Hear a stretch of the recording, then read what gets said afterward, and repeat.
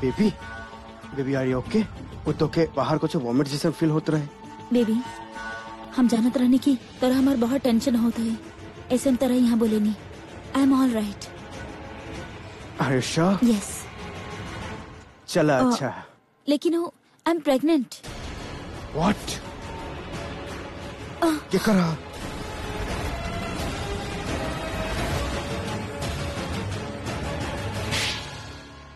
इतना मेहनत क्या करत बाड़े? इले देखा मॉम के कॉल है। मॉम टू तोर दुगो मई बड़ी सन यार, तोरा माँ से मिले खाती हमार बड़ा दिल बटे। आई मीन उस दिन भी तू जल्दीबाजी में फोन कर दलिस, हम बात ही ना कर पाई। दे फोन दे, आज हम बात कर लेते नहीं। बोला ना रुक काहे गईला? का बोलत रहला तू? हम तो बस इतने कहते कहते खैर मनाओ बेटा, कहे से तोर सब राज हम जान धनी। तोरा खिलाफ बहुत मजबूत सबूत लागल बा हमरा हाथ। बस अब तू दिन के इंतजार कर, जब सब के सामने तोर सच्चाई ले आई हम, समझ लीस? तब तक तुम नहीं रुके वाला। तू का कसम खैले बाड़ा कि बार बार हमके परेशान करबा, हमके इरिटेट करबा? हाँ कसम खा ले बाड़ा कि हमेशा हमरा पर झूठा इल्जाम लगेबा। हद होला। हम कह रहा है, आई वार्निंग यू, अपन ई हरकत बंद कर दे। अगर खेले के हा तो गिल्ली डंडा खेला, ये जासूसी के खेल खेलल बंद कर। ओ झूठा हमारा इल्जाम ना, बल्कि झूठा ते बड़ीस, समझ लीस? हे तू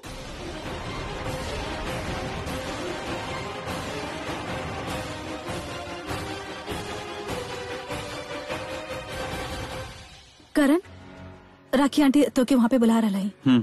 अच्छा वेल आप आ गई। आप बिल्कुल राइट टाइम पर आये हैं प्रीता जी। क्या कि आपके जो दोस्त ने कसम खा के रख ले बाड़ा कि ये हमेशा हमके इरिटेट करी और परेशान करी और हमरा पर झूठा इल्जाम लगाई। एक हॉबी बन चुकल है, बार बार इल्जाम लगेला, परेशान करेला, इरिटेट करेला। ये कोनो मौका न छोड़ेला हमके इरिटेट करे के। ओ हेलो, ये बात हमरा और तोरा बीच के बा, ओके का इंक्लूड कर दरिस? तू अब दोनों के दिमाग तना खराब हो गइल बा, कुछो पता भी बा। हम यहाँ शरीन खातिर आये ली, ओकर तबियत खराब बा, ओकर अंदर इलाज चल रहल बा और आप दोनों एक दूसरे से लड़ रहल बानी। काम आप दोनों से रिक्वेस्ट कर सकते हैं कि कुछ देर खातिर समझदारी दिखाई प्लीज।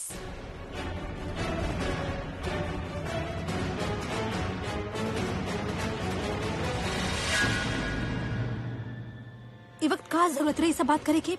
हाँ हमारे का शक बा, पूरा शक बा कि पृथ्वी शर्लिन के होखे वाला बच्चा के बाप बा, या फिर जाना था वो बच्चा के बाप के बा। तो पागल था ना होकल बड़ा, ना। मुझे मन में आवेला बोल देवेला। हम पागल नहीं की, ओके? और ऋषभ का भी ऐसे कोनो लेहल देहल नहीं खे, हम पूछ नहीं ओकरा से। वो सब हमके साफ साफ बतले से कि शर्लिन और ओकरा बीच में कोनो रिलेशनशिप नहीं खे। शर्लिन और पृथ्वी हमने के सबके मिलके पागल बनाओ तरह सर। यस ठीक बा, तो हम लोग हमारा बात पे यकीन नहीं खे। नहीं हम कहते नहीं कि शर्लिन प्रेग्नेंट भी है, डॉक्टर के वेट करते नहीं सर। लेट्स सी डॉक्टर का कहा दिया। यस शर्लिन, तू प्रेग्नेंट बाड़ू और अब तक कोनो डाउट बचल ही ना बा। I am 100% sure. लैब से कंफर्मेशन रिजल्ट आ चुकल बा, तो हर ब्लड टेस्ट पॉजिटिव बा।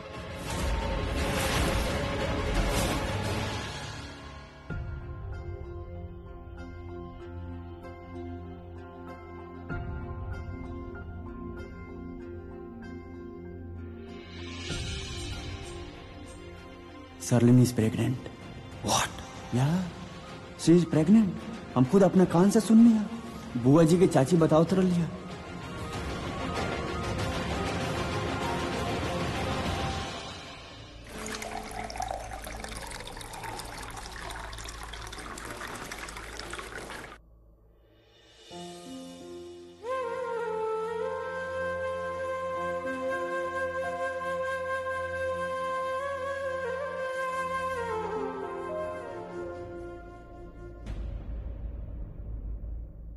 ऋषभ जी, आपके टेंशन होता ना? हाँ बस तनी सा। ऋषभ जी, आपके टेंशन लेवे की कोनो जरूरत नहीं है, काहे कि आप एगो बहुत अच्छा इंसान बानी और अच्छा इंसान के साथ हमेशा अच्छा ही होखेला। थैंक यू सृष्टि, उम्मीद तो ये करता नहीं। ओ उनका कुछ ना हुई, she'll be fine। Yeah, I know that. All right. हमने के बहुत कोशिश कर लेनी, पूछ ला जौन पूछे के चाहत रू। क्या? तार दिमाग में जौन उथल पुथल चला था, तार दिमाग में कुछ चला था ना, पूछ ला हिचकिचा रू, हिचकिचा मत। आपके कैसे पता कि हम आपसे कुछ पूछे चाहे नहीं? कहे की जुबान कुछ बोलने के सकत तो चेहरा पे आ जाला। Come on ask me, it's okay. ठीक बा, हम आपसे ही पूछे चाहत रहनी कि सपोज, हम बस कहता नहीं, सपोज कि आपके और शर्लिन के जे रिश्ता बाहु शादी अगर टूट जाला तक आप अपना आपके संभाल पाई? हमार मतलब बा आपके दिल तो ना टूट जाई ना? काफी अजीब सवाल बा सृष्टि। हम तारा से पूछ सकत नहीं कि तू हमरा से ये सवाल काहे कहलू। ऋषभ जी, सवाल पे सवाल ना, जब पूछने होकर जवाब दी ना प्लीज। तेरे से टाइम लगी पर संभाल ले। थैंक गॉड आप हमार दी के तरह सेंटिमेंटल नहीं खा। What do you mean by sentimental? मतलब कि 21st सेंचुरी चला था ऋषभ जी, और हमार दीना अपन दिमाग में पुराना ख्यालात लेके चलेली। उनका खातिर एंगेजमेंट, सगाई का मतलब आदि शादी। और अगर ऐसा कुछ हो जाला कि अगर ये रिश्ता टूट जाला तो फिर हमार दी भी टूट जाई, ये डर से कि समाज का कही। शादी टूटल हमार दी खातिर बहुत बड़ा बात बा, बहुत बड़ा। पता नहीं रिश्ता टूटे के बाद कि उनका से शादी करें। हम शादी करें मुंगरा से, 100% शादी करें मुंगरा से, काहे ना करें। और वो बहुत अच्छा लेगी है। ओ गॉड, ये हम का कहा देनी। आई जस्ट मेंट टू से कि अगर हमारी शादी सपोजिटली अगर टूट जाला था और उनके भी शादी टूट गई हुई तो हमने की शादी कर सकता नहीं ना। आई विल आस्क हर, हम से पूछे क्यों का चाहता रही। ओके चले के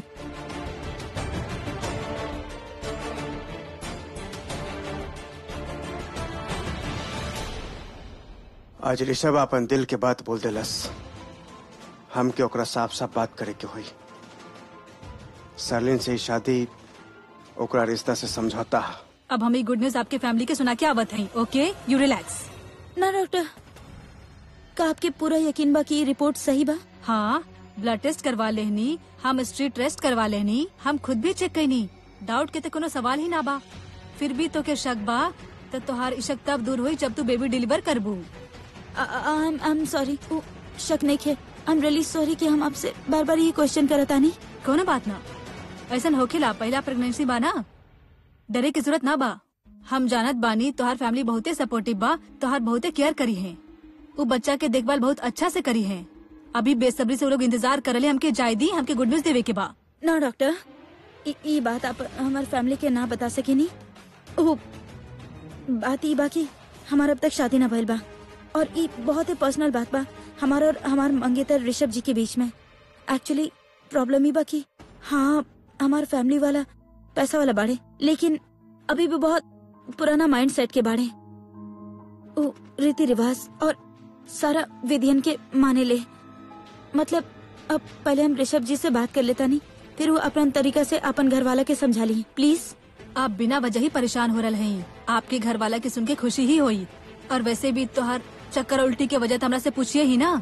एक डॉक्टर होके के नाते हम उनका से झूठ नहीं बोल सकत है ना। कितना पैसा लेबू तू अपन मुंह बंद रखे खाते?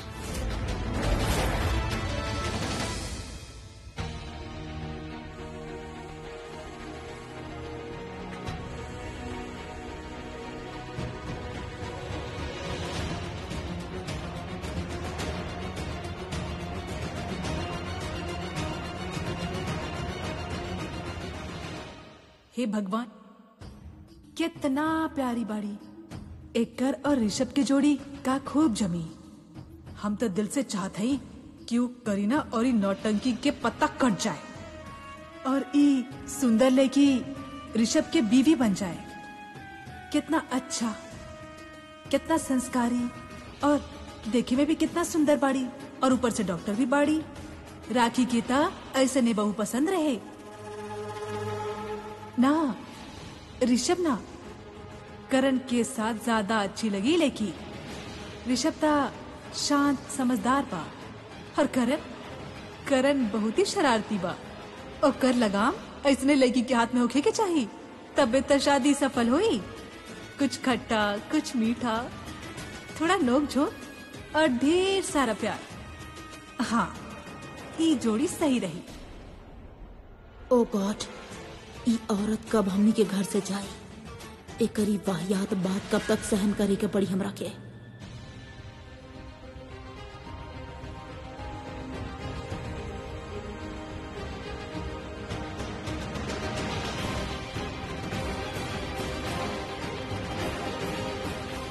सिस्टर, कुछ पता चलल चेकअप हो गई? सिस्टर शरीन कैसन बाड़ी? बहुत देर हो गई बा और हम लोगन की बहुत चिंता हो रहल बा। ओकर चेकअप हो गई का? वो ठीक त बाड़ी ना? हाँ सिस्टर, कब से रोकल बानी, बहुत टेंशन होता। बताई ना, आई एम श्योर इतना देर हो गई बा, अब तक चेकअप हो गई होगी। इट्स ओके? जी हम पता करके बतावत हैं आपके। प्लीज। हाँ प्लीज।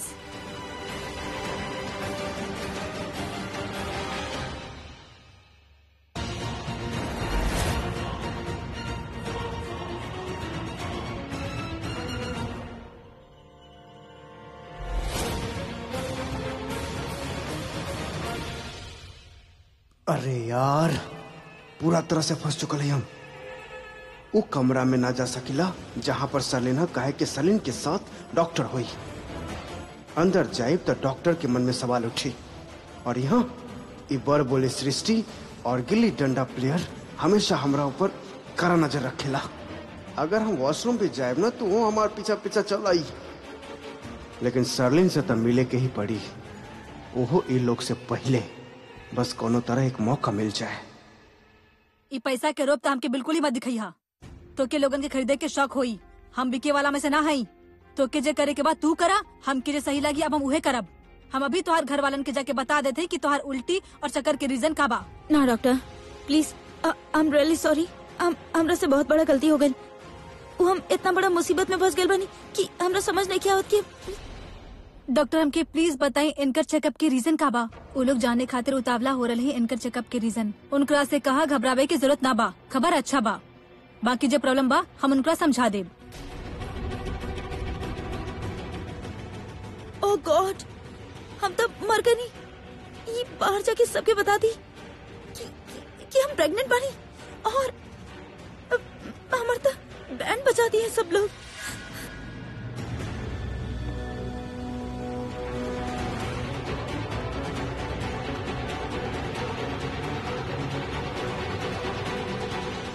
ओह गॉड, डॉक्टर आ रहा, पता ना का रिजल्ट बताई। आई होप सरलिन कोनो तरह एकरा पटा ले हो।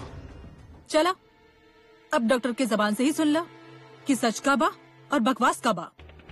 डॉक्टर, शलिन वॉमिट काहे करत रहली? और डॉक्टर वो कुछ देर खातिर बेहोश भी हो गई रहली काहे? एक मिनट, वो भइल का बा, रीजन का बा? एक्चुअली वो बात का बा कि डॉक्टर साहब कुछ टेंशन वाला बात बा का? चेकअप इतना लेट का है भाई? वो माँ बनने वाले बाड़ी ना। डॉक्टर आप साफ साफ बताए ना बात का बा। एक्चुअली बात ई बात की शलीन, डॉक्टर पेशेंट नंबर 102 की हालत बिगड़ रहल बा। डॉक्टर वो ठीक से सांस में ले पा रहल बाड़ी, आप प्लीज चली। मैम वो चेकअप का रिपोर्ट? देखिए घबरावे के कोनो बात ना बा। वैसे शलीन पहले आप सबसे बात करे के चाहेली। हम आप सबसे रिक्वेस्ट कर रहल बानी की आप लोगन की ई बारे में ज्यादा सोचे की जरूरत ना बा, और परेशान तो आप लोग बिल्कुल मत होई। काहे की शलीन के साथ जे भी कुछ हो रहल बा बहुत नेचुरल बा। जब कोनो लड़का, डॉक्टर सुनीता आप फौरन दूसरे रूम में आ जाएं। उनकर कंडीशन खराब हो रहल बा, जल्दी करी। Doctor Sunita, I am sorry लेकिन ये इमरजेंसी बा, हमके जाए के पड़ी। और हम वापस आके आप लोगन के सब कुछ समझा देते हैं।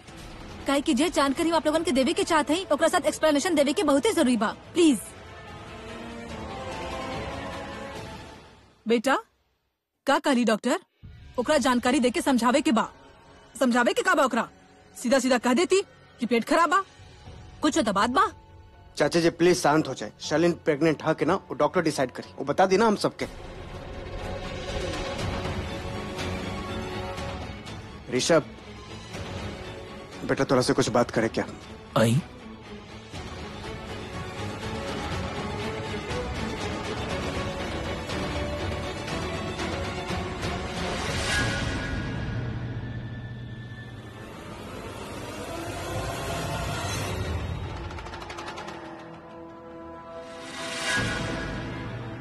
सरलिन,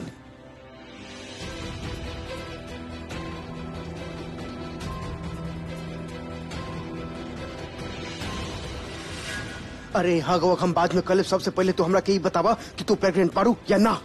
और अगर तू प्रेग्नेंट पारू भी तो I'm damn sure कि तोके डॉक्टर के पटा ले लेबो। आई नो वो बहुत सारा पैसा मांगले हुई, लेकिन तू अपन दिमाग इस्तेमाल करके ओकरा पटा ले लेबो, है ना? I am pregnant. What? और वो डॉक्टर वो औरन के तरह नहीं के वो उसूल के पक्की बाड़ी। वो कली की ना तो ओकरा के पैसा चाहिए और नहीं वो हमारी बात माने के तैयार बड़ी। वो कली वो बाहर जाके सबके बता दी कि हम प्रेग्नेंट बानी। तू बाहर रहला कहू सबके बता देली। बोला फिनिश्ड। हम बर्बाद हो गई। वी आर फिनिश्ड। हम बर्बाद हो गई। काहे के फिलहाल होता केहू के कुछ न बतेले। काहे के ओकरा पास एगो इमरजेंसी केस आ गई, वही खातिर वहां से चल गए। लेकिन वो जैसे ही वापस आई वो सबके बता दी। तुहार पोल खोदी कि तू प्रेग्नेंट पड़ो और एक साथ साथ तुहार और हम दोनों के पोल सबके सामने खुल जाई। हम बर्बाद हो गए। वी आर फिनिश्ड। ये सब तुहार लापरवाही की वजह से। Everything because of you. बेवकूफ और तू पागल हो, इरिटेट हो, इतना मैच्योर हो, पढ़ा लिखा हो, जरा सा भी दिमाग इस्तेमाल न कर लो। तू ये सब तोहरा वजह से पागल हो। तू पागल बड़ा। हाँ करो का लगल सब हमार गलती बा, और गलती नहीं के। घर पर तू प्रेगनेंसी टेस्ट ना कर सकत रह का तू। अरे हमरा टेस्ट करे के टाइम तो तब मिलत ना जब हम तोहर झंझट से बाहर निकलती। कब तापसी की झंझट तक कभी नींद का ड्रामा। अरे अपन परेशानी से हमरा मुक्त करबा तबे हम अपन बारे में सोचब ना। वाह, मतलब जे भी हो रहा हर चीज में पृथ्वी की गलती। सरलिन के कब्बो गलती होवे न करेला। Sherlyn is always right, Prithvi is always wrong. तू हमेशा सही और हम हमेशा गलत। चुप रहो। ये वक्त ना ये ब्लेम गेम खेले के वक्त नहीं खे। और ये डेंजरस सिचुएशन में हमने की यही सोचे के हुई कि हमने एकरा से कैसे निकले। अरे हो गई। Okay fine, I think you right. ये वक्त पैनिक करे के ना ही आर्ग्यू करे क्या। वी हैव थिंक तो पॉजिटिव कि हम इस सिचुएशन से बाहर कैसे निकल सकते हैं। Let me thinks. अरे ये भी हो सकेला कि जो तुम्हारा रिपोर्ट है वो गलत है। आई एम डैम श्योर तू प्रेग्नेंट ना हो। उनके बोले फिर से एक बार चेक करे रिपोर्ट। तू पागल बड़ा का। अरे धीरे बोलो, हॉस्पिटल में है, घर में ना है। तोरा ये देखा, ये दिख रहा बा तारा के ये पिंक बा। दैट मींस कि हम प्रेग्नेंट बानी। और वो डॉक्टर हमार ब्लड टेस्ट करके वो रिपोर्ट्स भी पॉजिटिव बा। पुनु हम माँ बने वाला बानी और ये सच्चाई बा। अब हमने का करब।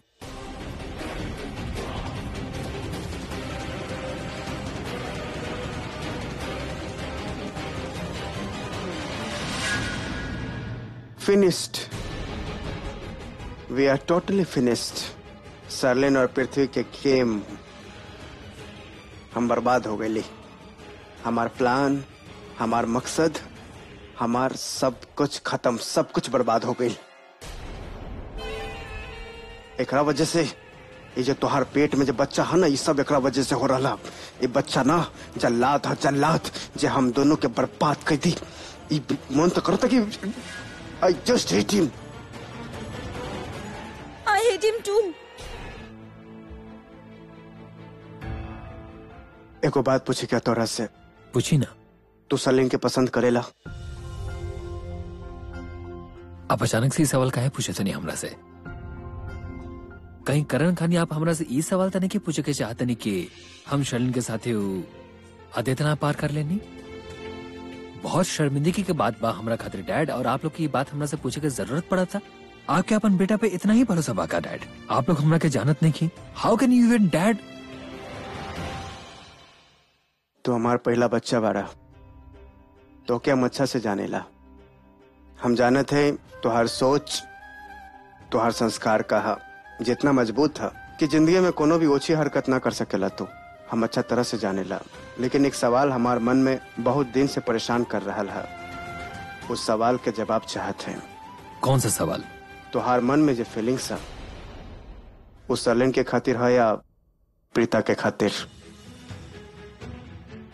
बोला ऋषभ, अभी देर ना भइला बेटा, बोला ना।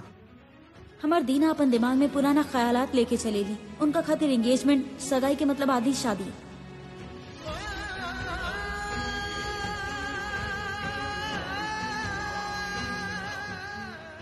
डैड देर तो बहुत हो चुकल बा। ना बेटा, अभी देर ना भइला। तोहार बाप अभी जिंदा है। तोहार कसम, एक बार बोला था सही, तोहरा खातिर पूरा दुनिया पलट दे। ऋषभ जी जल्दी चलिए। उधर ना करीना आंटी और चाची जी के बीच में बहुत ज्यादा लड़ाई हुई बा। आप जल्दी आई।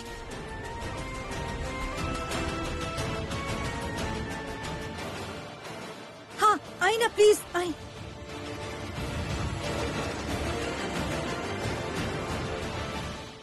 आपकी हिम्मत कैसे भइल हमरा से इतना बात करे के? चुप करा करीना, ये तो नया जमाना के हाई फाई बात यहाँ पे नहीं चली। तो के का तोहर पास तजुर्बा ही का बा? चला हमरा साथ सिखावत ही तो के तजुर्बा का हो खिला। तोहर घर वाला तो के कैसे बर्दाश्त करे ले बतावा हमके। हाउ डे यू, हमार घर वाला के बीच में मत आई आप। हमरा के कौन तरह से बर्दाश्त करे ले वो हमार प्रॉब्लम बा। और रहल बात तजुर्बा के, हमरा लगेला हमरा आपके सिखावे के चाहिए कि आजकल के जमाने में कौन तरीके से रहे के चाहिए और दोसर की इज्जत कैसे करे के चाहिए। समझ गई नहीं आप? हाँ, तजुर्बा के इज्जत करे के तो सीखा। तजुर्बा कोनो दुकान पे नहीं मिलेला जरा तो खरीद लेबू। पर एक बात हम तोहार मुँह पे साफ साफ करल बानी, तू लड़की अच्छा नहीं के चुल्लू। समझ गलू ऋषभ खातिर? पता बा वो लड़का इतना लाड प्यार से पड़ल बा, तू तो ओकर जिंदगी खराब करे खातिर तुलल बाड़ू। लड़की शादी से पहले ही माँ बने वाला बाड़ी, समझ गलू तू?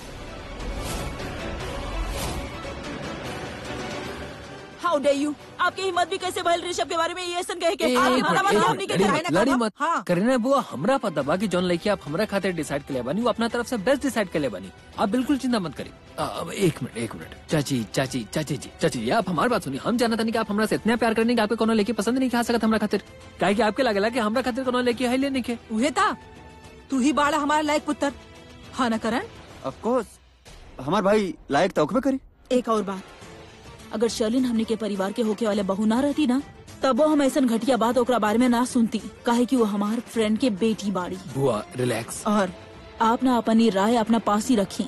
ये हॉस्पिटल बा, यहाँ डॉक्टर्स के राय चलेला, आपके ना। एम आई क्लियर ना? हम ई बात के एकदम पीछे ना पड़ती, लेकिन बात हमार तजुर्बा पे आ गई बाब। अब हम चुप नहीं के रहब, हम बोलब।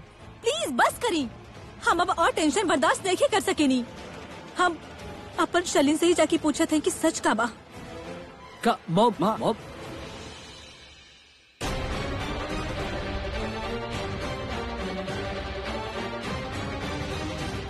अरे ये पृथ्वी कहाँ गई?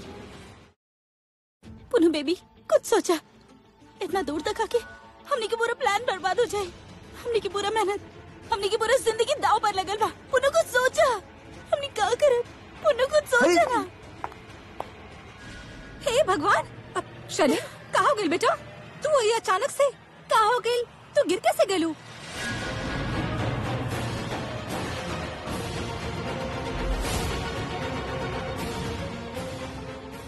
शर्लिन बैठा बेटा, आराम से बैठा। लागता पुनू बेबी खुद के बचावे खातिर हमरा धक्का दे देलस, वरना ये राखी आंटी ओकरा देख लेती और बहुत बड़ा प्रॉब्लम में फंस जाते हमने। का बात बा बेटा? तू कुछ बोल काहे ना रहल बाड़ू? बोला, हमके तो आज बहुते चिंता हो रहल बा बेटा। तू अचानक से ऐसे गिर कैसे गेलू? का हो गेल बेटा? कुछ होता बोला। आंटी कुछ ना, बस थोड़ा सा चक्कर आ गए रहे, दैट्स इट। चक्कर? तो क्या अभी भी चक्कर आ रहल बा? एकरा से बड़का बेवकूफी दुनिया में पैदे न ले हुई। चक्कर के बाद काहे कह देलस, इडियट कहीं के। अब वापस सवाल शुरू हो जाए कि कौन बात के चक्कर एंड ऑल। लेकिन बेटा बाहर तो डॉक्टर कहले कि तू बिल्कुल ठीक हो गई बाड़ू, अब चिंता करे वाला कोनो बात ना बा। फिर हाँ आंटी, अब हम बिल्कुल ठीक बानी। ई जे हमरा चक्कर आ रहल बा और वॉमिटिंग होता ना, वो एसिडिटी की वजह से। एसिडिटी? अब हाँ आंटी, डॉक्टर कहले कि सीवियर केस ऑफ एसिडिटी बा। ई बा ना हमारी गलती बा, कबा वो डाइट की वजह से। पागल, पूरा तरह से पागल हो चुकल है लेके। ई ता अपन बैंड बजवावे पर तुलल बिया, अभी डाइट के कोनो बकवास कहानी सुनाई। डाइट? तू डाइटिंग कर रहल बाड़ू? लेकिन काहे बेटा? आपके का कही आंटी, वो एक्चुअली हम ना शादी के दिन को स्पेशल ड्रेस पहने चाहता नहीं, जे ऋषभ जी हमरा खातिर लेके आयल बड़े, और वो ड्रेस एक साइज छोट आ गई, तो उमे फिट होके खातिर हम स्ट्रिक्ट डाइटिंग शुरू कर देनी। आप लोगन के लागत हुई कि हम इमोशनल नहीं की, लेकिन ऋषभ जी पहला बार हमरा खातिर गिफ्ट लेके आयल रहे। अगर हम रिटर्न कर देती तो उनकर इंसल्ट हो जा। और हमार पहला गिफ्ट बा, हमरा खातिर बहुत मायने रखेला। यही से हम डाइटिंग करी। लेकिन अब ना हम बिल्कुल ठीक बानी। डॉक्टर कहले कि हम घर जा सकेनी। हमनी चली। ओ गॉड, कितना बड़का गधी है लेकी। इतना फालतू एक्सक्यूज। डाइट राखी लोथरा कोनो बच्ची है का जे इतना घटिया एक्सक्यूज के मान ली। भगवान के लाख लाख शुक्र बा कि तो के सिर्फ एसिडिटी के प्रॉब्लम भइल बा और कुछ ना। हमके बहुते चिंता होत रहे बेटा।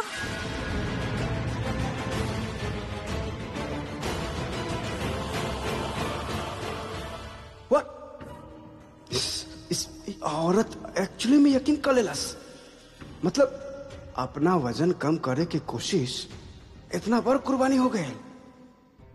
सॉरी, लेकिन आपके का लगल आंटी? हमरा का बहिल बा? ओ बेटा, असल में सविता चाची बाड़ी ना, ओ बार बार कहत रही कि तू प्रेग्नेंट बाड़ू। हालांकि हमार दिल उनकर बात के मानत नहीं रहे, लेकिन पता ना कहे उनकर बात हमके मेंटली बहुत डिस्टर्ब कर देली। एक खातिर हम सोचने कि हम डायरेक्टली आके तोरा से पूछत हई। हमके पता रहे कि ऋषभ और तू शादी से पहले अपन हाथ लेके पार करबू। सॉरी बेटा, हम तोरा पे शक कई नहीं। एक खातिर चलानी तोरा से बात करी खातिर बुरा मत मनिहा। It's okay aunty.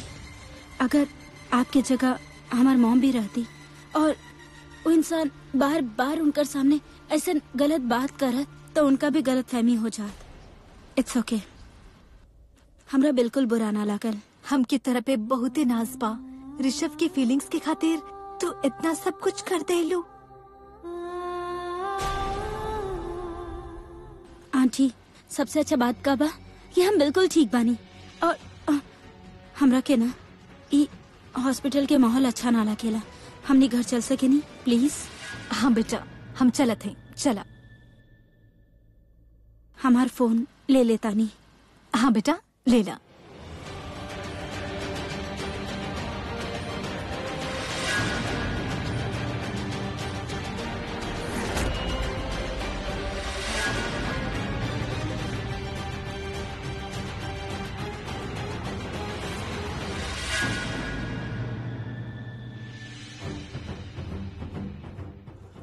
कितना बेवकूफ है ये लोग।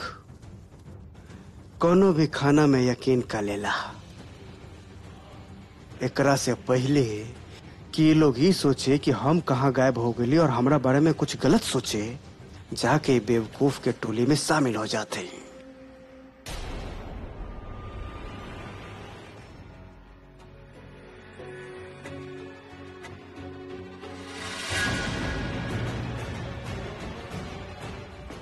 Shalin, are you okay?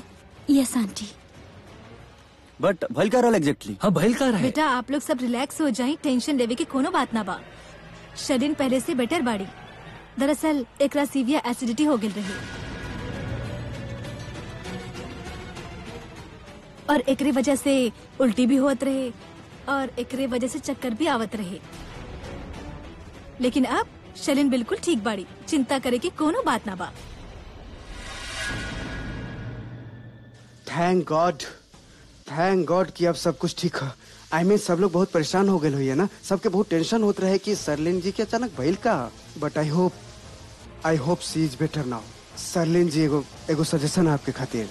Please take care of eating habits. अब सब कुछ ठीक है तो सब चैन के सांस ले सकेला, है ना? आई एम रियली सॉरी कि हमार वजह से आप सब लोगन की इतना परेशानी भइल। एंड थैंक्स अ लॉट कि आप लोग हमारे इतना फिक्र करेले।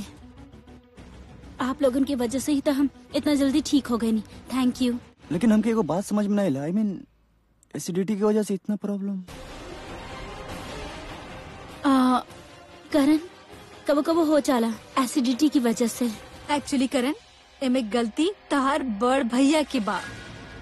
व्हाट? हमार वजह से? ऋषभ, तू शलिन के एगो ड्रेस गिफ्ट के लिए रहला ना। एक्चुअली वो ड्रेस शलिन खातिर टाइट रहे और तू देले रहला ड्रेस तो शलिन के ते पहने के रहे। तो ई सोच ले ली कि हमके ड्रेस पहने खातिर स्लिम होके के पड़ी। बस स्ट्रिक्ट डाइटिंग शुरू कर देली। डाइटिंग के चक्कर में उल्टी, एसिडिटी और फिर ये सारा हंगामा हो गई। That's it. What's wrong with you Shalin? इतना छोट सा रीजन खातिर इतना एक्सट्रीम स्टेप? आई मीन डाइट करे की का जरूरत रहे? एंड यू डोंट वरी, शादी के पहले या शादी के बाद ऋषभ तो हर वेट के खातिर कुछ भी कहलस ना तो हम बानी ना ओकर कान खींचे खातिर। वैसे हम जस्ट सेइंग कि डाइटिंग वाइटिंग करे के का जरूरत बा? जाके सीधा ड्रेसेस चेंज करा ले तू, या ऋषभ जी के साथ जाके साइज चेंज करा ले तू। इतना सिंपल रहे सब कुछ कि डाइट वाइट और उल्टी के चक्कर से बच गए लोग। एनीवे अभी डॉक्टर साहिबा कह के गए बाड़ी कि वो आके बताई है कि शर्लिन के साथ एक्चुअल में प्रॉब्लम का बा। वो आके सिचुएशन समझाई है। अब समझाए ला बात हुई तो ऐसे वो ऐसा कहे लोग। गुड, एक मतलब बात अभी खत्म नहीं के भाई। ना ना बेटा, डॉक्टर खुद कहले बाड़ी it's a case of severe acidity और कोनो टेंशन लेवे के बात ना बा। ये बात डॉक्टर तरह से कहले से मम? ना बेटा, हमरा से ना शर्लिन से कहले रहली।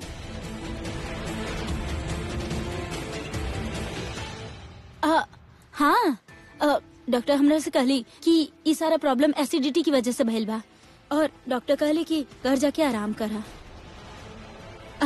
आपके पता बा, डॉक्टर तो हमार मजाक भी उड़ात रहली, कहत रहली कि हम ऋषभ जी से इतना प्यार करीनी कि उनका लाइल ड्रेस में फिट होके खातिर डाइटिंग करत रहनी।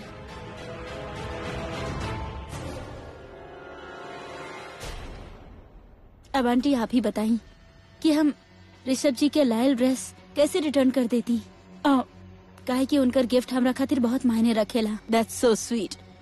वैसे भी डॉक्टर के कुछ कहे से पहले ही हमरा के पता रहे कि देखी जी, डॉक्टर का कहली कि वो आके समझाई।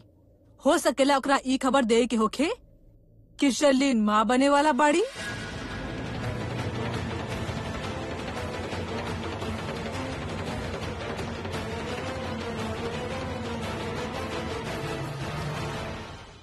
बहुत हो चुकल चाची जी, ये प्रेगनेंसी के मोड ना बंद कर दी। दीदी आप शांत हो जाएं, चाची जी के हम समझा देते हैं। चाची जी, शर्लिन प्रेग्नेंट नहीं हो सकेली। भला एगो लेखी इतना बड़ झूठ कैसे बोल सकेली? और प्रेगनेंसी जैसन बात कितना दिन तक छुप सकेला? हाँ, अगर ऐसा कोनो बात हुई तो डॉक्टर हमने के फौरन बता दे। इतना ऐसा कुछ भी ना बा चाची जी। राखी बेटा, ये लंबी लेके जे कहरल बाड़ी ना, वो बिल्कुल सही कहरल बाड़ी। का कहली डॉक्टर हमनी के? कुछ देर में वो आके हमनी के समझाई। का समझावे के ओकरा के? कुछ होता बा जो ओकरा बतावे के बा हमनी के? समझत काहे नहीं के बाड़ू राखी? अरे लेकिन डॉक्टर हमरा के समझाते ले बाड़ी। डॉक्टर हमरा के बता देले कि का खाए के चाहिए, का ना खाए के चाहिए, कौन चीज के अवॉइड करे के चाहिए, और इहो बतैले कि हमरा एक्सरसाइज करे के बा। अब आंटी हमरा ना लगेला कि हमने के यहाँ पे वेट करे के चाहिए। चली घर चलत आनी। हाँ, शर्लिन बिल्कुल ठीक कह रहल बाड़ी। अगर सब कुछ सही है तो फिर हम लोग यहाँ का करते हैं? हमके चले के चाहिए यहाँ से। हमके समझ में ना आवत बा कि आप लोग समझत काहे नहीं के बाड़ी। महेश अंकल ठीक कह रहे हैं, सब कुछ क्लियर हो गई बाप, और शर्लिन भी ठीक लग रही बाड़ी। हमने के घर जाए के चाहिए। हम आप सब लोगन के सॉरी कहे चाहता नहीं, और स्पेशली आपके राखी आंटी, महेश अंकल आपके भी, कि हमार वजह से आपके आपन पार्टी छोड़ के यहाँ आवे पड़ल। और ऋषभ जी, हम आपसे का कहीं, हमरा लागेला कि शादी के लेके हम कुछ ज्यादा ही नर्वस हो गए बानी। हर लड़की हो जाली और हमार वजह से सब लोग आपके इतना सुनारल बड़े। आई एम रियली सॉरी। ना ना, असल में सॉरी हमरा कहे के चाहिए। ये सब जॉन कुछ भी भइल बा। एक मिनट, तू दुनिया के सॉरी कहे के कोनो जरूरत ना बा। हम प्रॉब्लम के जड़ से खत्म कर दे दें। और शर्लिन बेटा, तो के डाइटिंग करे के भी कोनो जरूरत ना बा। शादी के लेके थोड़ा सा नर्वस हो जालू ना, और एगो मामूली सा ड्रेस के लेके इतना टेंशन नहीं ले लू। और अब हम तो के और टेंशन नहीं खे दे। तार और ऋषभ की शादी फटाफट कर देते हैं। खुश?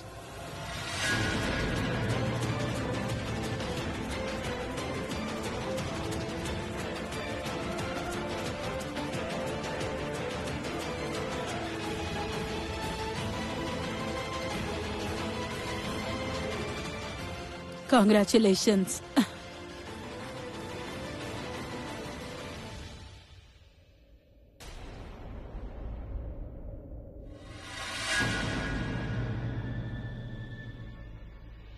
बड़ा आयल रहे हमार फोन चेक करे। अरे हमरा से सीखा कि बाजी कैसे खेलल जाला। हरा दिन इन तरह के हमार खिलाफ सबूत ढूंढत रहला। अब देखा तोहर मॉम ही शादी के जल्दी मचा दी है। तोहार भाभी बने वाला बानी। एक बार शादी हो जाए ओकर बाद सबूत के का करबा? डस्टबिन में फेंकबा? हम प्रीता और सृष्टि के घर छोड़ देता नहीं। I mean, हम वही साइड जाते नहीं तो दोनों के छोड़ दें। ये तू बहुत ही अच्छा बात कर देलू। जा बेटा दोनों के छोड़ के आवा। हाँ हाँ जा जा। अरे चल जाना। कहे कि हम के हमार सलीन बेबी से कुछ बात करे कि हाँ वो अकेले में। हम बाहर वेट करते नहीं। या प्लीज। राखी आंटी हम चला थे, कल सुबह आ जाए दादी जी की ट्रीटमेंट करी खातिर। ठीक बा बेटा, संभाल के जाइया। Okay by.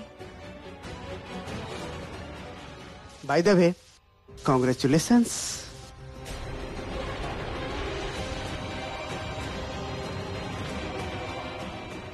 कांग्रेचुलेशंस सलीन जी।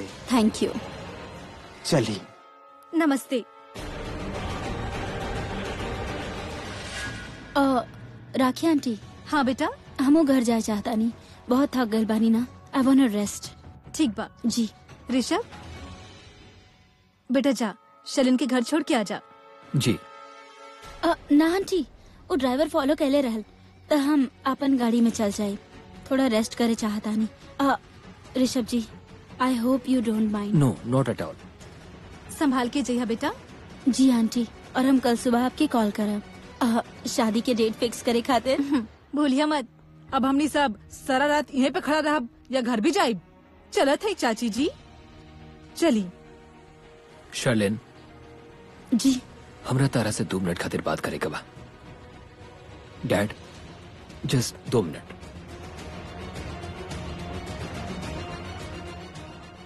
जी कहीं?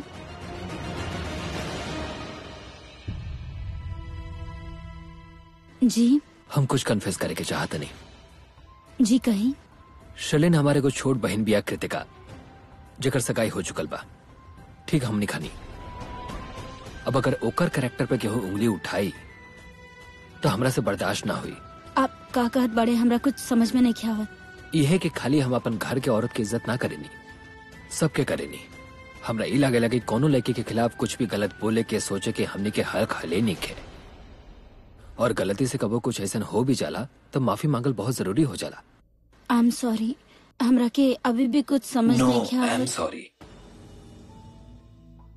आई just want to say I am really sorry. हम अपन पूरा दिल से तारा से माफी मांगे के चाहते नहीं कि हम थोड़े देर खातिर ही काहे ना, लेकिन हम ऐसा सोचने की तू के और के साथ I mean and after that this whole pregnancy thing happened and look I am really sorry. Look Shari, don't cry. I just totally unintentional. Rishabh ji, सबके काला अकेला, लेकिन आप जाने नहीं कि आपके और हमारे बीच में कब ऐसा कुछ ना भाई। और हम क्यों और के साथ आप ऐसा सोचनी भी कैसे? आपके इतना ही भरोसा बा हमरा पे।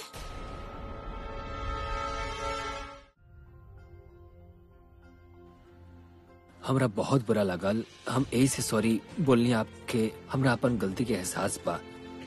इट्स जस्ट हो गए। आई am sorry, I am really sorry. I understand. हम चलता नहीं। लुक शर्लिन, आप 1 मिनट हमारी बात सुना। हमरा के वाकई ऋषभ जी, प्रॉब्लम पता बा का बा कि आपके हमरा पे भरोसा ही नहीं किया। शर्लिन, हम और कौन तरीका से तारा के अब आप रोन तो हमरा के हम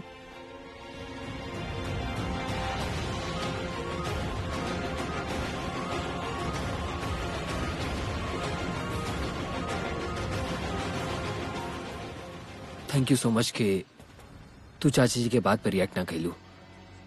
हमरा मालूम है कि वो काफी कुछ बोल दिले रही। हमरा बुरा लगत रहे, तारा जगह के और रहे तो ओकरो के बुरा लागे। तू रिएक्ट ना कैलू, उनकर इज्जत रख लू, उनकर मान रख लू। I really appreciate that Sherlyn. Thank you. चले जाओ। जी।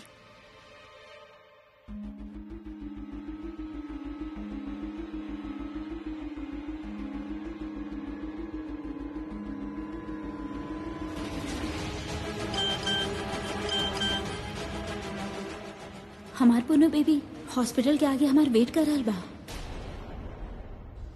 ई त बस शुरुआत भरे शब्द उतरा। आज पहला बार सॉरी बोला तू हमरा से। तोरा का पता ई सॉरी के सिलसिला अब जिंदगी भर चलत रही, काहे कि हम तोरा हर मौका पे गिल्टी फील करात रहा। जैसे कि हम अपना आप से वादा केले बानी कि हम तू दोनों भाइयन के बीच में ऐसन दरार डालब जेकरा मिटावल नामुमकिन हो जाए। फिर तू करण खातिर हमरा के ना, हमरा खातिर करण के नटबा, ओकरा सुनाईबा, बड़ा मजा आए। सरलिन प्रेग्नेंट तो बिया। ओ माय गॉड करण, बस करा, सब कुछ क्लियर हो चुकल बा। एक्सक्यूज मी, कुछ भी क्लियर नहीं केवल खत्म नहीं केवल। ओके सुनो है ना चाची जी क्या कह लिया, उनका कोई एक्सपीरियंस नहीं के, वो माँ बनने वाला बिया। रियली? और जे डॉक्टर्स हॉस्पिटल्स में होखेले उनकर एक्सपीरियंस काउंट ना करबा? सर्टिफाइड डॉक्टर कहले बाड़ी कि शलीन प्रेग्नेंट नहीं के बाड़ी। एक्सक्यूज मी दी, कोनो डॉक्टर ना कहले, कुछ चालिन कहले रली। सृष्टि तू तो चुप ही हो जा, ये मामले में एक लफ्ज भी तू ना बोलबू। तोरा से हम घर जाके बात करत हैं। हाँ हम तरह से घर जाके बात करते हैं, छोट भी है तो डांट दो करके, है ना? थैंक यू सर। यार तार प्रॉब्लम कब है यार? तू देख लो ना वो तस्वीर, पृथ्वी और सलीन कितना करीब रहा एक दूसरे के। तो हर प्रॉब्लम का बा जी दो बात में कोनो रिलेशन ही ना बा, ओकरा खींचतान के साथ में जोड़े की कोशिश काहे करेला? पहला बात, शलीन प्रेग्नेंट नहीं की बाड़ी, और दूसर बात, जब भी कुछ गड़बड़ होखेला तो तू दोनों पृथ्वी जी के काहे ब्लेम करेला? बस करब दी, आप हर बात पे ना पृथ्वी पे अंधा विश्वास करेनी, और उजे सिचुएशन से बचे खातिर वो बहाना निकालेला ना, आप ओकरे के सच मान के चला, ठीक बा? सृष्टि चुप हो जा, हम तो का कहानी घर जाके बात करत है ना। सृष्टि तू रह दे यार, ये तो तस्वीर के दूसरा पहलू देखा ही नहीं के चाहते कि हम हैंडल कर लें। हैंडल कर ले बा? या ऑफ कोर्स, पृथ्वी जैसे दिखा था ना वैसे बा ना, ओके। और हमके तो श्योरिटी बा कि ये वो बच्चा के बाप होए।